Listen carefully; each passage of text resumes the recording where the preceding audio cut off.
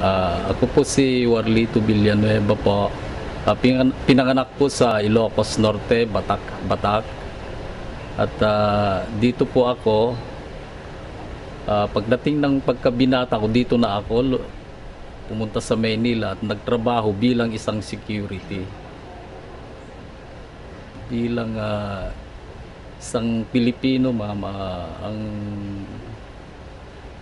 hindi yung pinakahalaga sa akin ay yung hindi makakalimutan yung kagisnan ng isang Pilipino paglaki namin sa probinsya at pagdating dito hindi pa rin sa Maynila, hindi pa rin makakalimutan yung mga kagisnan, yung mga magulang namin bilang isang Pilipino. Bilang kung ako lang, ma'am, bilang isang Pilipino ay